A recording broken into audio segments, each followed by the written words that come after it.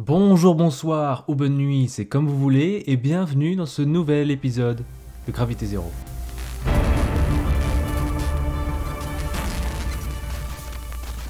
La création de notre système, la création d'autres systèmes, environ 200 000 milliards de planètes et plus de 14 milliards d'années d'existence.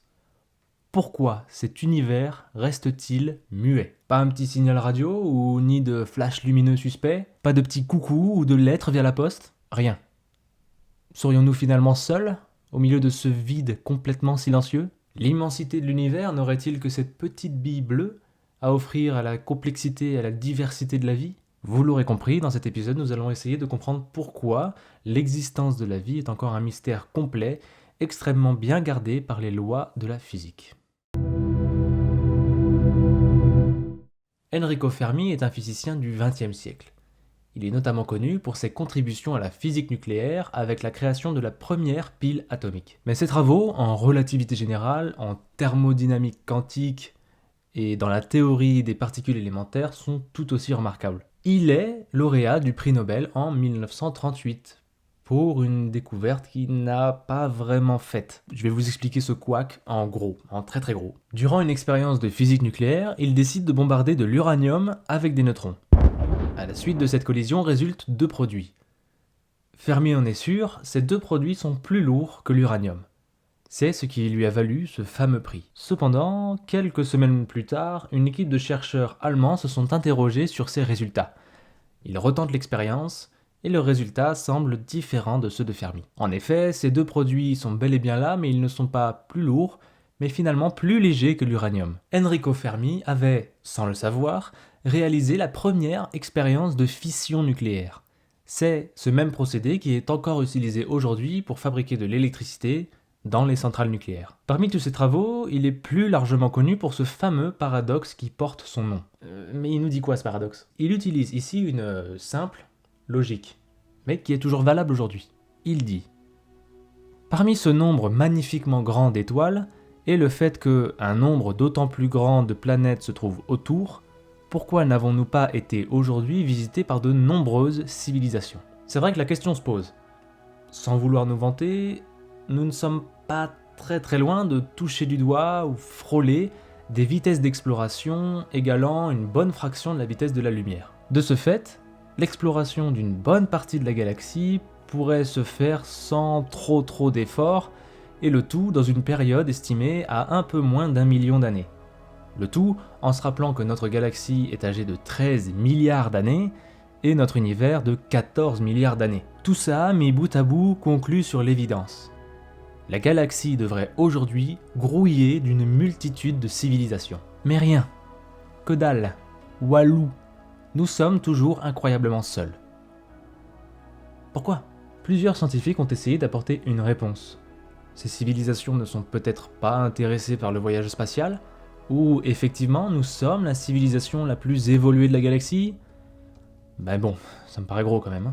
Prenons par exemple l'explication du physicien Gabriel Chadrin. Vous trouverez le lien dans la description. Selon lui, un paramètre a été oublié par Fermi. C'est le fait que, dès sa naissance, une civilisation court inévitablement vers sa perte.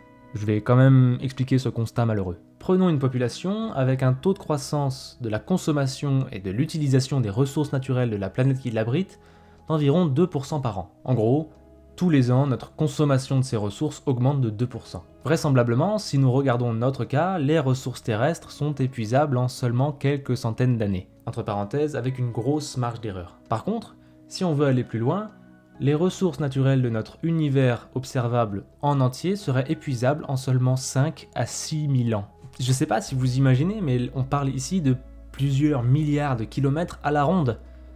Mais il faut aussi se rappeler que la croissance d'une population et son utilisation des ressources sont exponentielles. Donc oui, il nous faudrait environ 6000 ans pour épuiser complètement tout notre univers observable. De ce constat, le paradoxe de Fermi s'expliquerait plus ou moins par une barrière naturelle nous empêchant de terminer notre développement technologique. En somme, sans une remise en cause de la façon que nous avons de consommer nos ressources, sans une prise de conscience sur le fait que, en continuant comme ça, notre existence risque d'être écourtée, nous n'aurons pas forcément l'occasion de voyager parmi les étoiles et ça colle parfaitement avec le paradoxe de Fermi. Frank Drake est un radioastronome.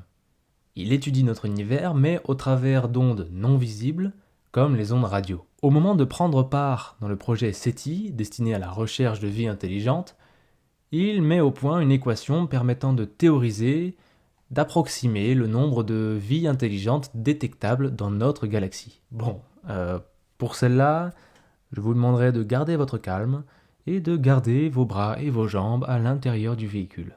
Merci. Voilà, bon je pense qu'on a un peu tous compris. Voici pourquoi aujourd'hui nous sommes encore tout seuls dans l'univers. Merci, à bientôt. Oui, d'accord, pardon.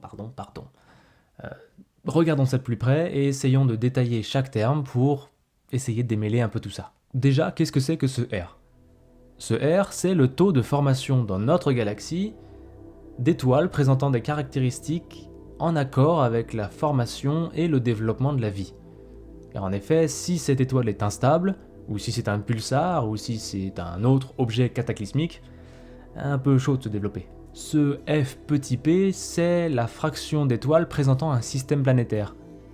Et oui, qui nous dit qu'elles ont toutes des planètes. Ce NE est le nombre de planètes propices à la vie pour chaque système. FE est la fraction des planètes habitables sur lesquelles la vie peut vraiment se développer.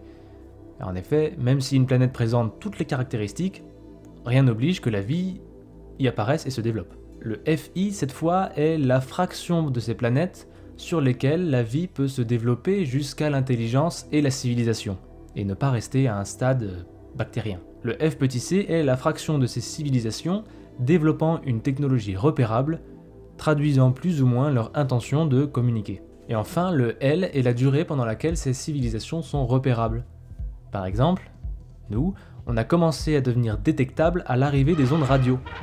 Mais si nous disparaissons d'un coup, ou dans 1000 ans, ou si nous décidions de devenir invisibles aux autres potentielles civilisations, ce sera là que notre L s'arrêtera. Bon, maintenant que vous devriez être assez au point sur les termes, il ne vous reste plus qu'à multiplier ces termes entre eux et ça nous donnera ce fameux N. Ce N représente le nombre de civilisations technologiquement assez avancées pour pouvoir communiquer avec la Terre ou au moins laisser une trace que nous pourrions potentiellement intercepter. Bon, là normalement on peut se dire que ok, maintenant qu'on a l'équation, on a juste à la résoudre et on aura le nombre de civilisations.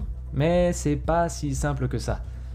Parce que si on regarde chaque terme un à un, on se rend compte que suivant les théories que nous prenons en compte pour résoudre cette équation, ça peut énormément changer. Par exemple, le nombre de planètes propices à la vie, ça dépend de ce qu'on appelle propice à la vie. Ou encore, la fraction des planètes sur laquelle la vie peut réellement apparaître, ça dépend aussi. Selon l'hypothèse ou la théorie physique ou exobiologique que nous prenons en compte, les valeurs peuvent changer. Donc finalement, chaque valeur est susceptible de changer selon la théorie que nous prenons en compte. Pour bien que vous vous rendiez compte de ce problème, je vais vous donner le résultat de cette théorie. Ce résultat est compris entre 0 et 1 million. Voilà. Vous l'avez la réponse. Il y a dans notre galaxie entre 0 et 1 million de civilisations détectables. Alors voilà. Vous l'avez ce nombre. Satisfait ? Non. Non, je vous comprends. Surtout que si on regarde nos observations jusqu'à aujourd'hui, on est un peu obligé de considérer la réponse qui colle avec le manque de résultats, donc 0. Attention quand même avec toutes ces infos.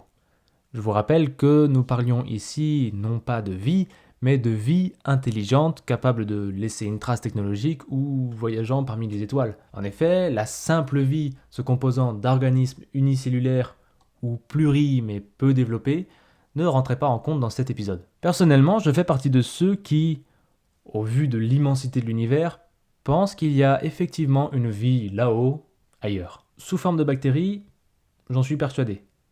Intelligente, pourquoi pas ? Mais sans preuve, sans données concrètes, ce point de vue doit rester une pensée personnelle et ne doit en aucun cas rentrer en compte dans une étude ou dans une vulgarisation scientifique. En tout cas, j'espère que cet épisode vous a plu et que maintenant vous savez à peu près pourquoi il semblerait que nous soyons seuls. Et moi, je vous dis à la prochaine pour un autre épisode de Gravité Zéro.